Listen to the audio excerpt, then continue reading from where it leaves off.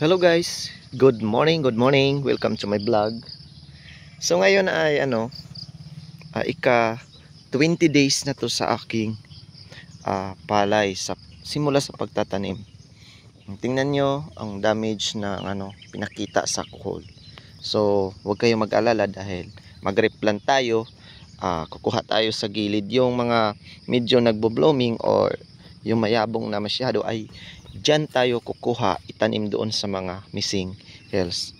Tsaka alam nyo naman talaga bilang isang farmer mga kapar ay talagang ganito talaga ang ating matatanggap. Ito ay isang pagsubok bilang isang farmer sa ating farm. So hindi tayo masyado maapektuhan nito dahil alam naman natin na darating din talaga to sa atin kapag siyempre, hindi naman ito mangyayari sa atin kung hindi tayo nagpa-farm. Pero laban lang pa rin tayo mga ka-farm kahit wala tayong kalaban. That is the big wrong nga wala tayong kalaban. Siyempre, merong yung panahon natin, yung hindi sumabay sa atin. Pero huwag tayong mag-alala dahil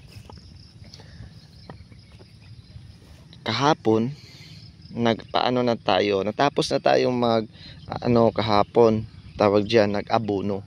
So ito ay magbo-bloom, tapos after nito, pag bloom nito is dito tayo kukuha sa nadidelete ito pati yung pag-bloom niya kasi alam niyo mga ka-farm, simulat pagtanim 2 days or hindi pa umabot ng 24 hours biglang bumuhos si ulan. Ay nako, grabe talaga, as in mga ka-farm, ulan na parang walang bukas na ulan.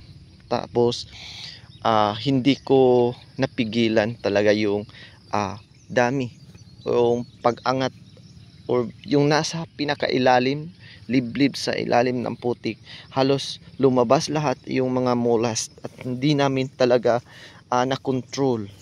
Kasi during that time na mga ka-farm ay di natin makokontrol yung molas or yung golden snail or yung kuhol kasi malakas yung ulan nung panahon na yon.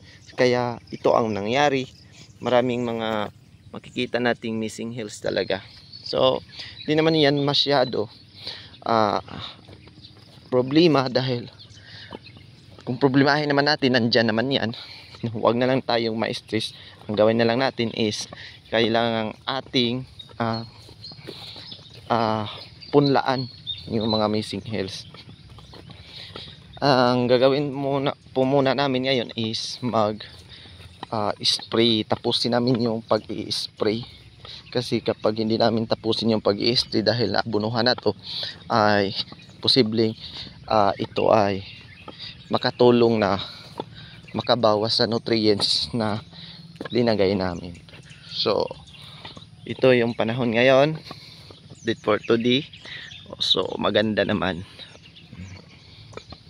So that's it guys, thank you so much for watching.